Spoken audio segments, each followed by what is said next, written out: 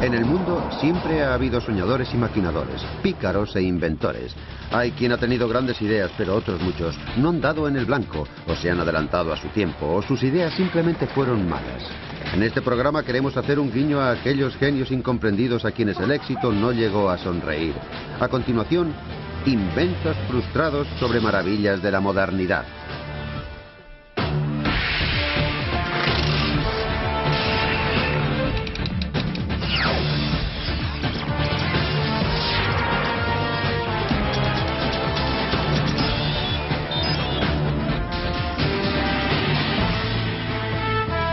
Inventos frustrados.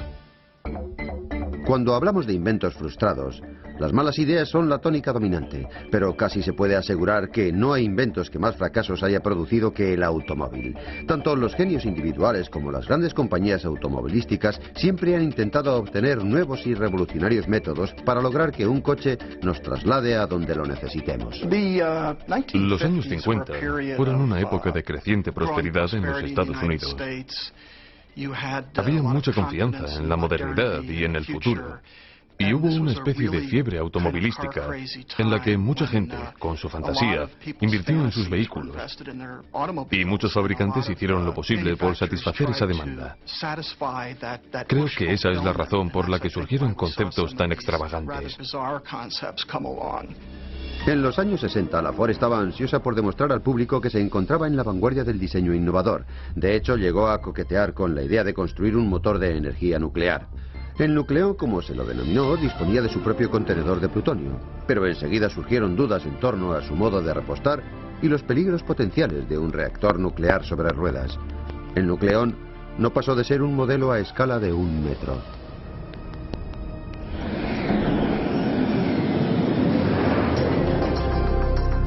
En 1954 se dio inicio a un experimento más serio. La Chrysler se embarcó en una odisea de casi 30 años para crear un coche cuyo motor se sustentara en la tecnología aeronáutica. Un coche con el sistema electrógeno de un motor a reacción. En octubre de 1963 se presentó el nuevo modelo de Chrysler con motor de turbina. Los motores desarrollados por los técnicos norteamericanos venían acompañados de una carrocería de estilo europeo, diseñado en colaboración con los mejores profesionales de la empresa italiana Ghia. Con un 80% de piezas menos que un motor estándar, la Chrysler también promocionó el diseño sencillo y la alta fiabilidad de la turbina. Here is full power potential for instant acceleration and outstanding climbing ability. The driver is assured the same control he can get in the best conventional passenger car, even on the steepest grades. El motor del coche era sorprendentemente sencillo en diseño. El aire entraba en el compresor del Chrysler, donde se incrementaba rápidamente la temperatura y la presión. Entonces, el aire pasaba a un quemador donde se mezclaba con el carburante, provocando la combustión. Los gases calientes se expandían a través de una serie de turbinas que transformaban la energía térmica en energía mecánica, haciendo girar las ruedas. La potencia y el manejo de la turbina Chrysler era comparable a cualquier otra cosa en la carretera. Sin embargo, la aceleración era lenta debido al retardo de la turbina en accionar la transmisión. Pero la turbina del Chrysler sí tenía una característica fascinante. Funcionaba con cualquier combustible líquido, ya fuese gasolina, perfume o incluso aceite de maíz. Todo valía igual. Se cuenta una anécdota en la que durante la fase de ensayos los técnicos echaron whisky en el depósito para ver si así también funcionaba. Cuando comprobaron que era posible, unos mecánicos muy bromistas se quejaron amargamente de que se hubiera echado a perder el whisky de ese modo. El proyecto fue declarado no factible, debido en gran medida a los costes de producción. También faltaba la investigación de nuevas aleaciones metálicas que pudieran resistir las altas temperaturas de la turbina. La Ghia italiana construyó 50 vehículos en Turín. Los enviaron a los Estados Unidos para ser evaluados. A todos se les incorporó el motor creado en los Estados Unidos. 7 años después de comenzado el programa, y por razones de impuestos y aranceles, fueron destruidos casi todos los vehículos, salvo 9. Finalmente, en 1981, la Chrysler abandonó el concepto de motor de turbina. Pero seguramente el diseño automovilístico fallido más curioso fue el producto anfibio de un diseñador aeroespacial alemán, Hans Trippel. El Amphicar salió a mediados de los 60, cuando las películas de James Bond hacían furor y se pensaba que zambullirse en el agua para escapar de una persecución tenía el atractivo de una evasión. Durante 9 años, a partir de 1960, Tripler exportó casi 3.000 ejemplares de su Amphicar a los Estados Unidos. Cada modelo venía con un motor de serie de 4 cilindros y su propia bomba de sentina. Un falso suelo protegía el cableado eléctrico y le otorgaba una protección adicional frente a las fugas de agua. Un interruptor en el salpicadero accionaba los 2 propulsores de transmisión. Disculpen, ¿tienen un Grey Poupon? El Amphicar se maneja básicamente como un coche sobre el agua, pero también como una barca en tierra firme. Los propulsores gemelos posteriores giran en la misma dirección. Es el único modo de girar con eficiencia. De otro modo, maniobraría como un transatlántico. Con un coste casi similar al de un Mustang, el público debía enfrentarse a una elección difícil: un coche sobrio y robusto o un patito feo y mojado. El Mustang ganó el concurso de belleza. Al menos queda el legado de una gran idea que nunca fue suficientemente popularizada y jamás llegó a despegar.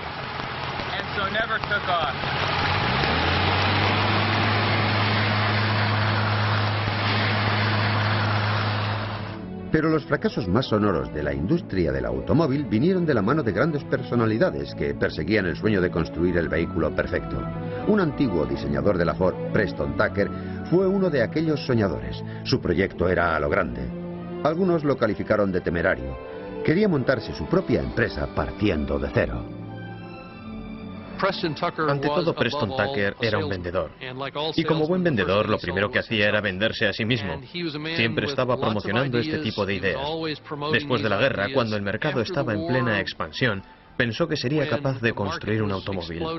En 1948, empezar una empresa de coches desde cero era una tarea casi imposible, porque el capital necesario era tan elevado que nadie podía disponer de él. Because the capital required was so huge that nobody could come up with it. Tucker tenía en mente construir el vehículo más seguro de la carretera. Diseñó su coche, un coche con motor posterior. Insistió mucho en la seguridad, creando un habitáculo de pasajeros a prueba de choques y un parabrisas que se desprendía hacia afuera. La idea era que en el caso de accidente, si la inercia te lanzaba hacia adelante, el cristal del parabrisas se abriera hacia afuera, evitando cortes y males mayores.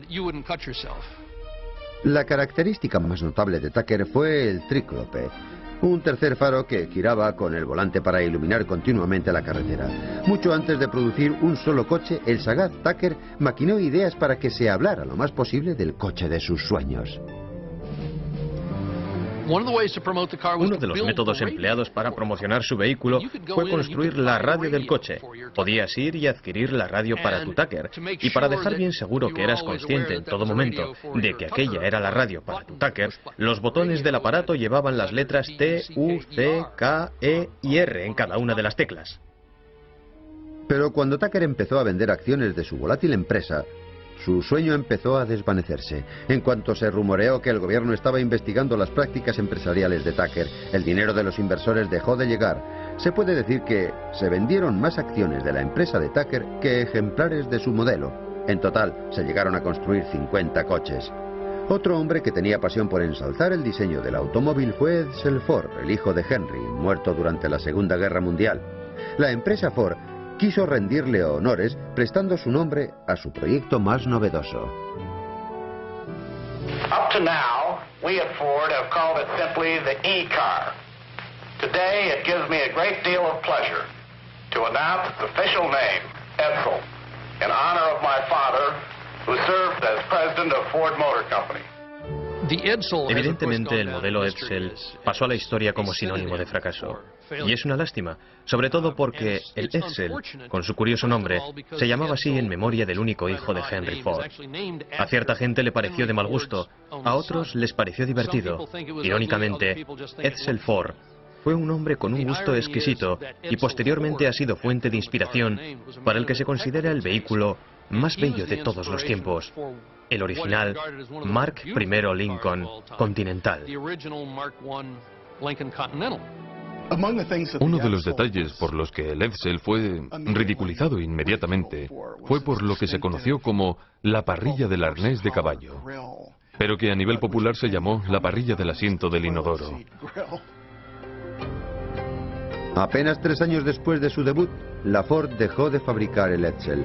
Se calcula que la empresa perdió en la producción y el marketing de este modelo entre 250 y 300 millones de euros. Fue el mayor fracaso de la industria. Es posible predecir qué clase de inventos saldrán a la palestra en los próximos años. Pero es posible que el futuro del transporte de automoción esté en las alturas. A continuación, coches que vuelan y hombres que se elevan sin alas. Los hermanos Wright construyeron el primer avión que funcionaba aquí, en su taller de bicicletas, en diciembre de 1903. Desde aquel día no se ha escatimado en intentos frustrados de inventar una máquina voladora diferente o incluso mejor. Keep your eye on the birdie. Cuckoo, cuckoo.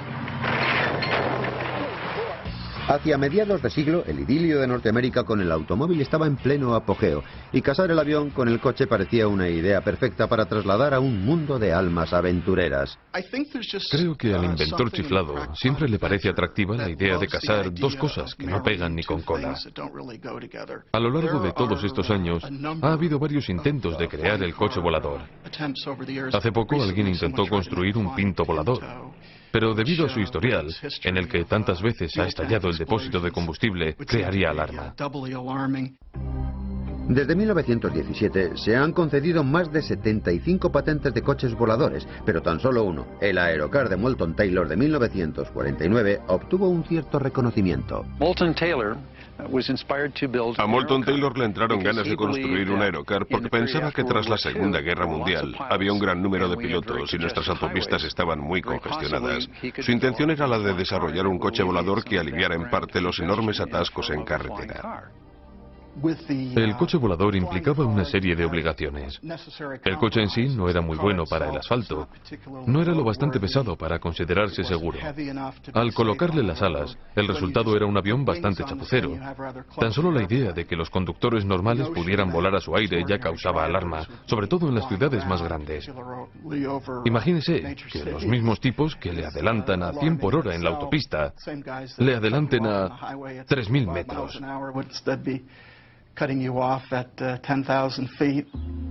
El Aerocar tenía algunas características muy singulares. Un motor trasero con volante en la parte frontal.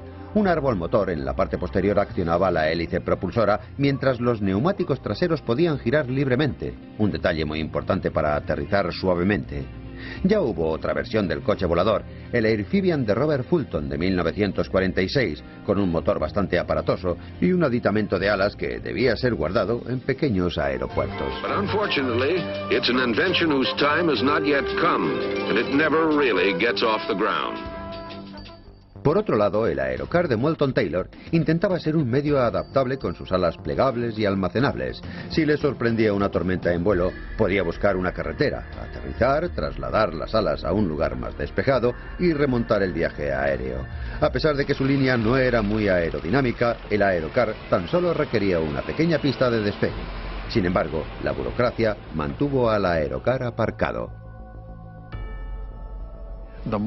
El mercado es demasiado reducido para sacar un vehículo volador. Hay que ser piloto y conductor, hay que sacarse un certificado médico oficial, hay que tener un montón de permisos, saber manejar una radio y cosas así. El alto coste y el inconveniente de tener que ajustar y reajustar las alas también contribuyeron a matar el sueño del utilitario volador para las masas. Solo se construyeron 5 Aerocar, dejándonos a solas con nuestra fantasía de salir volando de un atasco en hora punta. Man being powered through the air without benefit of plane or balloon is today a reality. Tomorrow, he may even be a traffic problem. Para mucha gente, el cinturón propulsor de los años 60 sigue siendo el invento fallido más fascinante. Hubo varias reapariciones.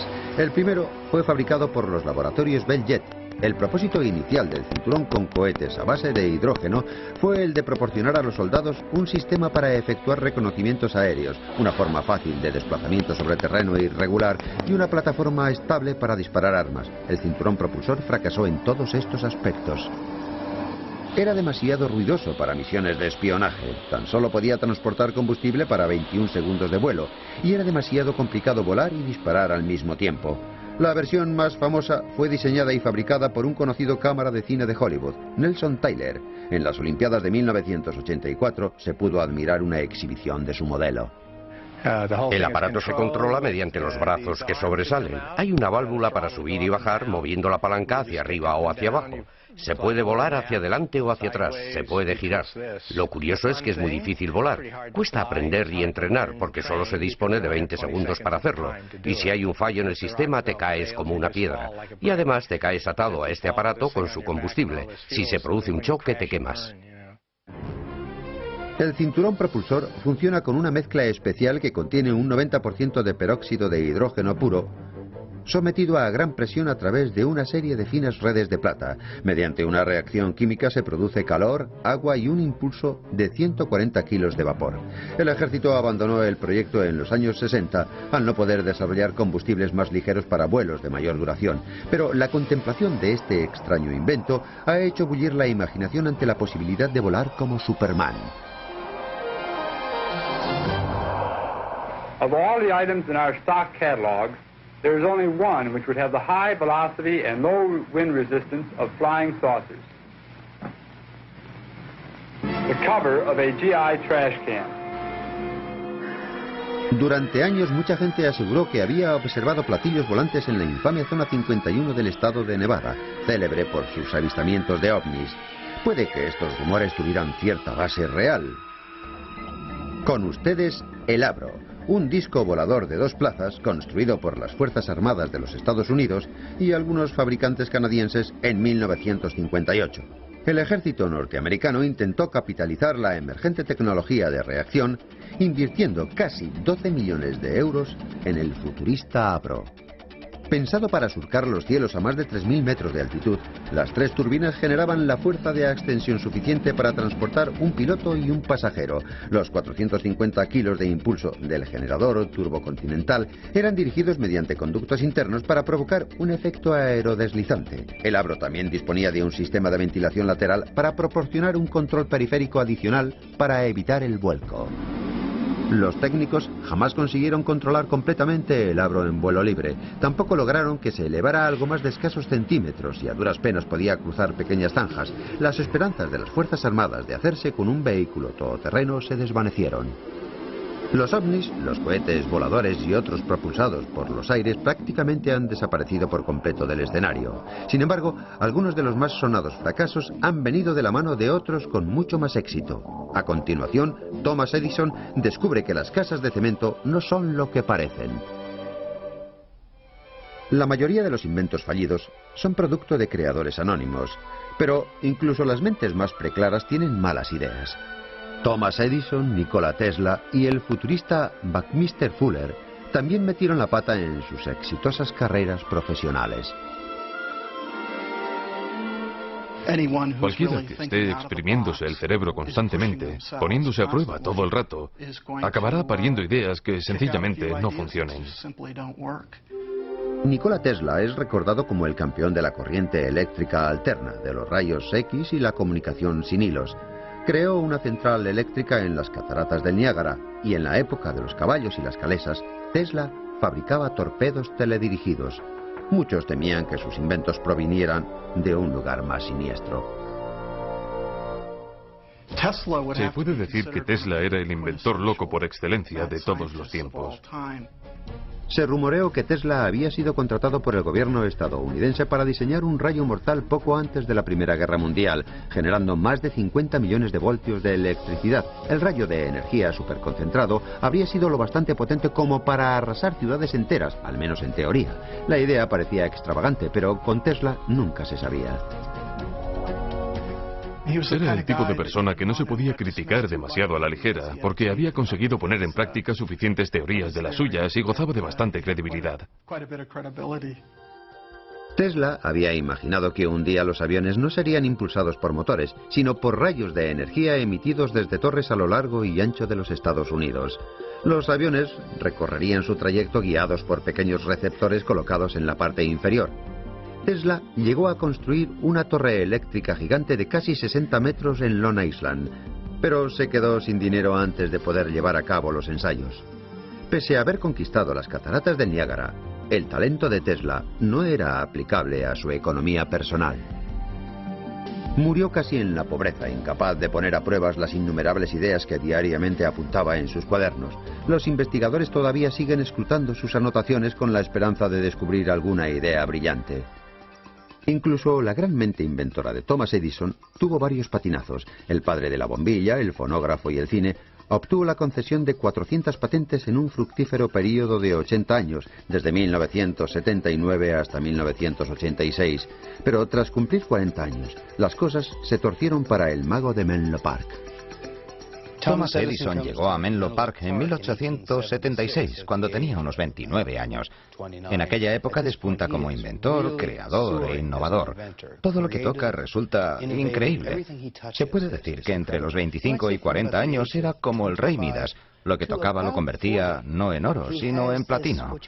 Sin embargo, posteriormente hay una línea de inflexión. De pronto todo lo que emprende ya no tiene tanto éxito, y a medida que pasa el tiempo es peor. Y en sus últimos años pasa del oro, digamos que a la hojalata. Uno de los fracasos más extravagantes de Edison está relacionado con la manipulación de la energía eléctrica para fabricar un aparato de comunicación con el más allá. Tras la masacre de la Primera Guerra Mundial, Edison pensó que las familias podrían estar interesadas en contactar con sus seres queridos fallecidos. Entre sus teorías estaba la creencia de que había una fuente invisible de energía eléctrica que podía establecer una comunicación entre los supervivientes y los muertos. Hasta el día de hoy no ha habido respuesta a las llamadas de Edison.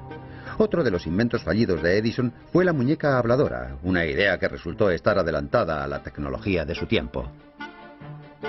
Edison inventó el fonógrafo en 1877. En el 79 decidió hacer una muñeca parlante. Importó las cabezas de Alemania porque eran las de mejor calidad. Dentro del cuerpo de las muñecas había puesto un pequeño motor de fonógrafo que funcionaba a mano y un pequeño disco de cera extraíble. En total había 7 u 8 canciones diferentes que se podían comprar aparte para colocar en el interior de la muñeca. Y los niños hacían funcionar la muñeca. Pero en aquella época era muy complicado poner en marcha su fonógrafo. En primer lugar había que mantener una velocidad constante y había que desmontar todo el motor para cambiar de disco.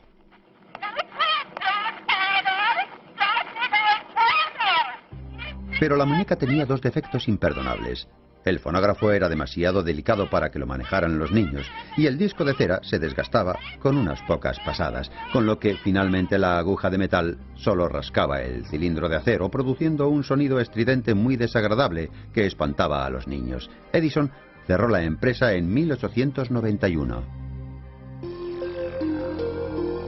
Otra de las ideas de Edison que jamás despegó, o en este caso jamás se posó en tierra, fue el diseño de una casa fabricada enteramente de hormigón. Esta idea tenía bastante que ver con el hecho de que Edison era el propietario de la cementera Portland, uno de los principales suministradores norteamericanos de hormigón. El cemento le aportaba a Edison pingües beneficios. El Yankee Stadium se construyó con su cemento. El Canal de Panamá se construyó con su cemento. Así que a Edison el cemento le iba muy bien, le era muy rentable, era una buena industria. Entonces empezó a desarrollar ideas con el cemento como base. Edison pensó que podría amasar una gran fortuna si lograba que los norteamericanos se enamoraran de su casa de hormigón, y para tal fin encargó unos moldes de hierro muy pesados y costosos para todas las piezas de una casa de 2 pisos de 700 metros cuadrados. Para terminarla tan solo sería necesaria la fontanería y los cables de la luz. Edison llegó a crear una extravagante línea de mobiliario para su hogar, incluyendo sofás y sillones.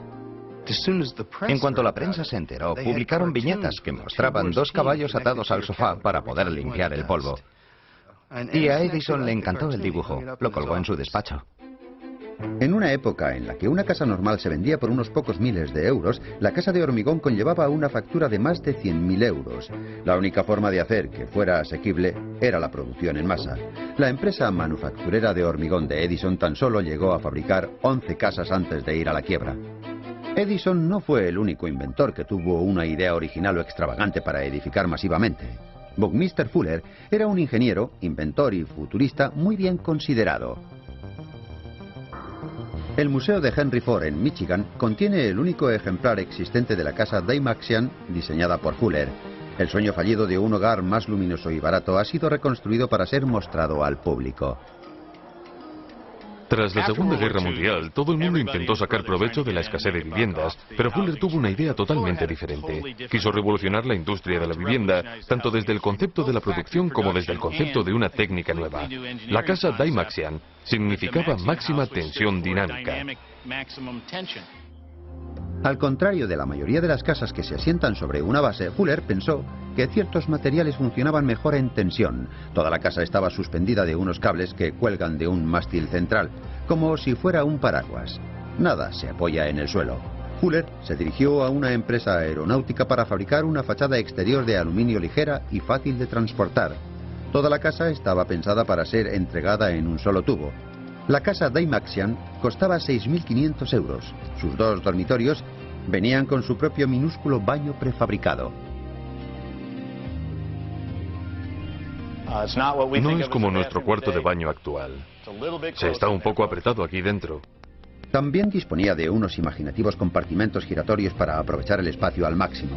Al igual que la posterior casa geodésica de Fuller, la Dymaxion fracasó en parte por ser tan diferente. Su planta y su distribución única impedía añadir nuevas estancias para las familias que iban creciendo. Su forma circular también proporcionó quebraderos de cabeza a sus propietarios, ya que era imposible colocar estanterías verticales y sofás en este espacio curvo. Al igual que otros muchos inventos, es posible que la casa de Fuller fracasara por estar un poco adelantada a su tiempo. Mientras que algunos inventos frustrados intentaban hacer la vida más fácil, otros llegaron a destrozarla. A continuación, una botella que deja con la boca abierta. En el campo de la medicina se han producido la mayor parte de los inventos fallidos. Bob McCoy ha reunido una colección de más de 250.000 artilugios extraños en su Museo de Aparatos Médicos Dudosos de Minneapolis. En 1898 el descubrimiento del elemento radiactivo radio generó una plétora de inventos médicos mortales. La gente se pregunta por qué hay tantos inventos con el radio. Yo pienso que es porque se hizo muy popular a comienzos del siglo XX. Daba una cierta sensación de vitalidad y energía. No solo se vendían productos con radio pensando que aportaban salud, sino que también estaban relacionados con la sexualidad. Hacían productos radioactivos que convertían a cualquier hombre débil y achacoso en un atleta. Ponían a secar testículos de jabalí y los hacían radioactivos para mejorar la capacidad amatoria. Incluso fabricaban supositorios radioactivos para hombres y mujeres. Se vendía toda una línea de productos absurdos como esta.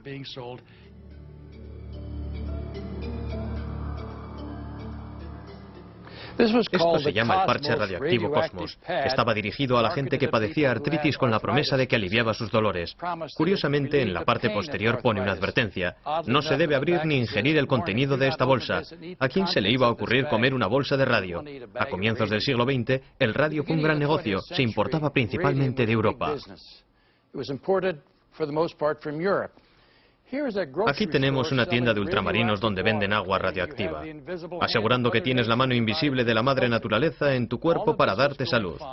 Todo iba bien hasta que un individuo de Pittsburgh empezó a comercializar estas botellitas de Raditor para mejorar la capacidad amatoria.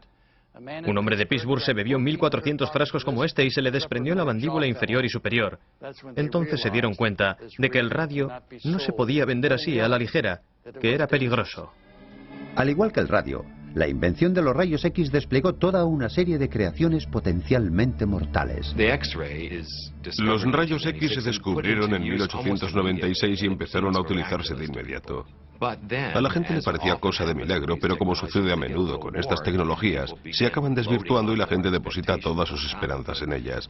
Es como una bola de nieve que crece y se descontrola. En el mejor de los casos se vuelve grotesco, en el peor acaba siendo mortal.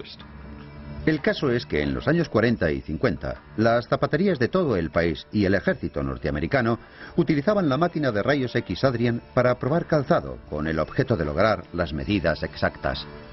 Lo atractivo era ver tus propios dedos jugueteando dentro de tus zapatos y decir, oh, son mis pies, y comprobar si tus zapatos eran demasiado estrechos, o cortos, o anchos, o demasiado largos. La empresa de Milwaukee fabricó unas 10.000 unidades, y a pesar de que estaban recubiertas de plomo, no había protección de plomo alrededor de los orificios donde se colocaba el pie o en los visores. Tenía 3 aberturas, una para el cliente, otra para el vendedor y otra para los padres en caso de que estuvieran comprando calzado para sus hijos. La cantidad de rayos X que se fugaba era alarmante. Y como aficionado a los cómics, me sorprende mucho que el vendedor de calzado no acabara teniendo superpoderes como resultado de este bombardeo de radiación, de todos los rayos que debían soportar los que trabajaban en las tiendas. Una vez confirmada la fuga de radiación en 1950, el gobierno ordenó la destrucción de estas máquinas. La llegada de la electricidad a los hogares generó una cascada de nuevos aparatos médicos, de los cuales ninguno era más dudoso que este calentador de próstata. Fue patentado en 1918. Presuntamente sirve para excitar el cerebro abdominal del hombre. ¿Sabían que el hombre tiene cerebro abdominal? Según la Oficina de Patentes de los Estados Unidos, sí. La potencia de los vatios de esta bombilla controla el calor. Esta es una bombilla de 25 vatios y no calienta mucho. De hecho, no hacía nada. Los artilugios médicos electrónicos no fueron los únicos inventos que fracasaron por no cumplir las expectativas. Casi 50 años más tarde, los inventores dejaron de pensar en la medicina para centrarse en los aparatos de uso cotidiano que tenemos en nuestro hogar. En 1977, en una reunión de accionistas de Polaroid, el presidente Edwin Land, inventor de la cámara instantánea Polaroid, mostró orgulloso su nueva creación, la Polavisión. Sonorizaba una película en 1 minuto. Land anunció que las películas caseras de Polaroid iban a formar parte de nuestra vida cotidiana. Mediante un sistema de revelado similar al de Polaroid, Polavisión utilizaba cartuchos de grabación de 2 minutos. Cada cartucho costaba 10 euros y se requería un monitor de televisión especial para ver la película. No grababa sonido. Mientras Land se dirigía a sus accionistas, Sony estaba a punto de anunciar su grabador de vídeo. En cuanto a los vídeos y el formato VHS llegaron a las estanterías de los comercios, los consumidores optaron por la grabación de larga duración, el sonido y la reproducción inmediata. Polaroid perdió más de 65 millones de euros en investigación y marketing. Mientras el sistema VHS de Sony condenaba a Polavisión al ostracismo, la sociedad de inventos no útiles empezó a acoger los recientes fracasos. Un invento no inútil es algo inútil en el sentido de que no funciona. No es el tipo de invento que te hace la vida necesariamente más fácil, pero no es completamente inútil. Es casi útil o es no inútil porque divierte a la gente. Este es el sombrero del marido fiel. La idea es que la señora se lo regale a su marido o novio con el fin de que no se fijen las jovencitas atractivas mientras pasea por el parque. Es decir, lleva constantemente una foto de su esposa e hijos para recordarle sus compromisos afectivos. Esto es un recargador de pilas. El propósito es el de recargar una de tus pilas gastadas empleando 12 pilas nuevas. Funciona de verdad, pero también acorta la vida de estas 12 pilas nuevas. Así que harán falta otras 144 pilas para a su vez recargar estas. Esta es una camiseta para rascar la espalda. Si tienes ese problema, le vas indicando a tu pareja que rasque más arriba o abajo, a la derecha o a la izquierda, o simplemente tal vez sea más eficaz decir, ¿me rascas por favor F3? ¡Oh, qué bien, qué bien! Los inventos no inútiles son un modo de celebrar el hecho de que el fracaso es tan importante como el éxito para el desarrollo de la tecnología del futuro. Y actualmente, con toda la tecnología que tenemos en el siglo XXI, nos basamos tanto en fracasos como en éxitos del pasado. Un buen número de inventos frustrados ha influido sobre los objetos útiles y necesarios de nuestra vida cotidiana. A continuación, visiones fallidas de nuestro estilo de vida futuro. La mayoría de los inventos frustrados están relacionados con los objetos de uso cotidiano, la comida que consumimos, la ropa que vestimos, los aparatos que hay por casa y, como bien descubrió Buckminster Fuller, nuestros propios hogares. Ann Arbor, el nuevo centro de investigación de nuevos productos en Michigan, parece un supermercado, pero no lo es. Es un lugar donde los productos que no han tenido éxito vienen a morir. Hasta la fecha, más de 80.000 unidades han llegado aquí para descansar en paz. Cada año, más de 30.000 productos nuevos llegan a las estanterías y cada año, más del 90% fracasan.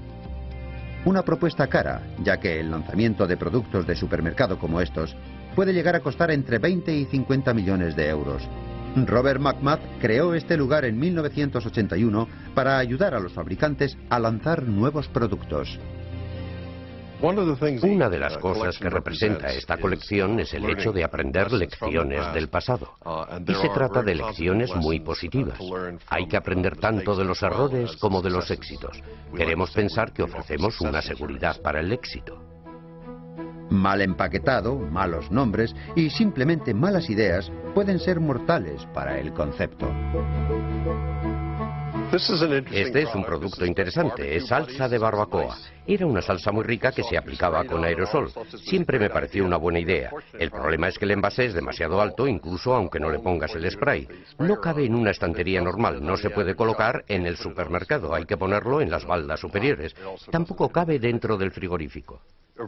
Avert es un gran concepto, pero por desgracia lo denominaron toallitas virucidas, y eso echó atrás a la gente. Le suena a homicida o algo por el estilo, y no tenían muy claro lo que podían ser las toallitas virucidas. Este es otro producto interesante. Es una barra que contiene un producto a base de huevos revueltos. Se empuja hacia arriba y se puede ir comiendo. Es un producto muy útil, por ejemplo, para comer en el coche. El problema es que si no se maneja bien se desmorona y la gente se quejaba de que en el coche los huevos revueltos se les caían en el regazo.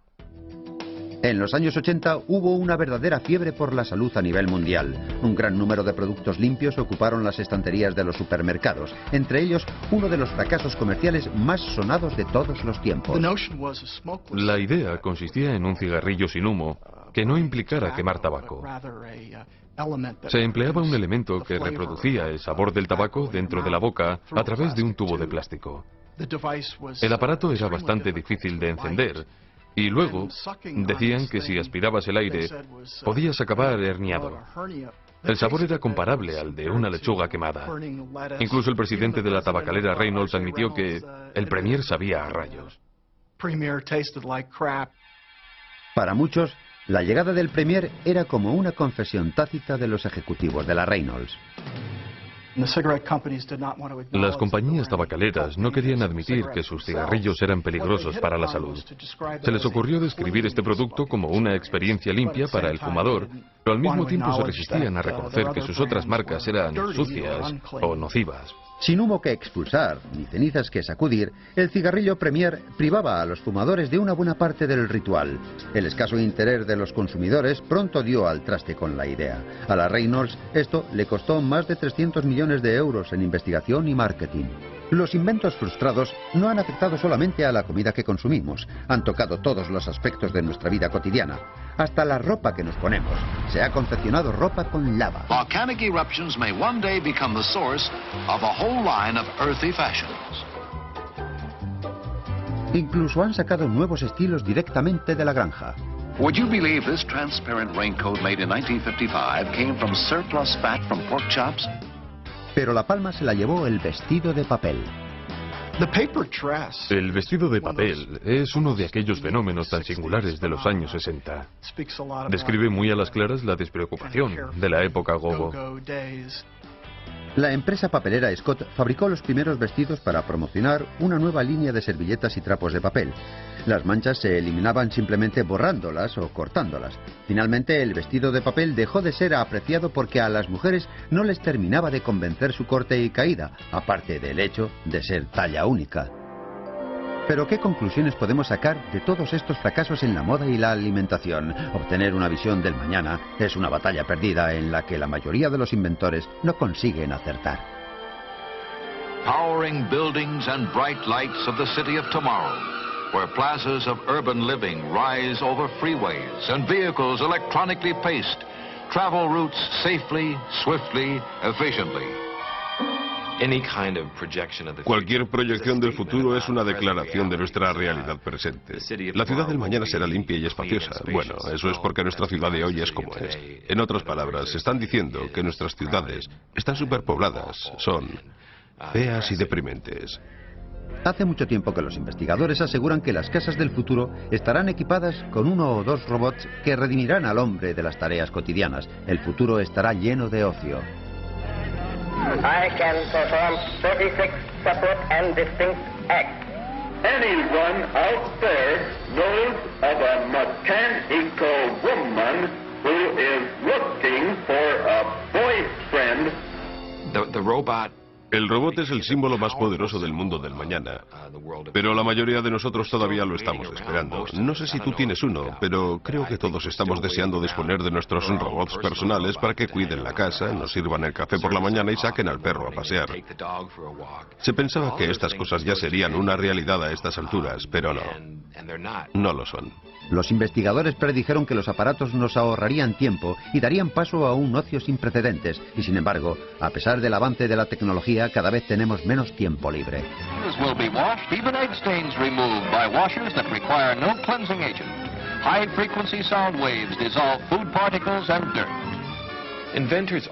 Los inventores siempre aseguran que los aparatos nos van a hacer ahorrar otra cosa. Nos ahorrarán trabajo, tiempo y fatiga. Pero como podrás hacerlo más a menudo, lo harás más a menudo. De esta forma no conseguirás ahorrar tiempo. En este sentido, incluso los inventos de éxito pueden ser considerados un fracaso porque a la postre no te han ahorrado nada. Las grandes empresas a menudo utilizan la casa del futuro como gancho al convertirse en depósito de aparatos mecánicos.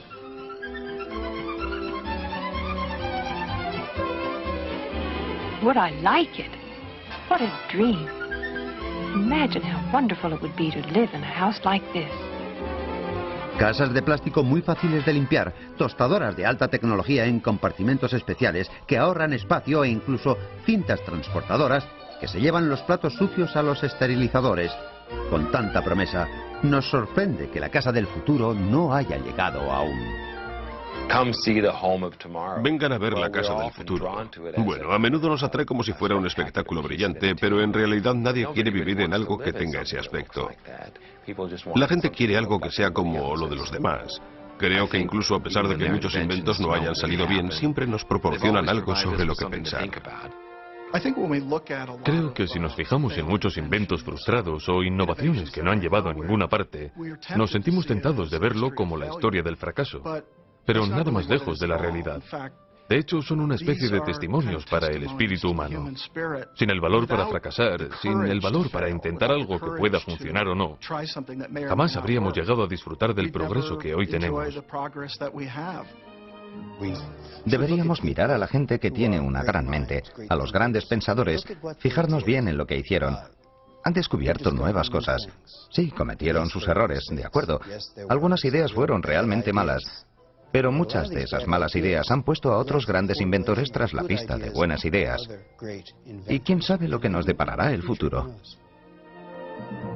No importa que estas ideas no alcanzaran el objetivo previsto. El mundo tiene un lugar muy especial en el corazón colectivo para los que se adelantaron a su tiempo, para los inventores y soñadores que siguieron el paso de su propio ritmo.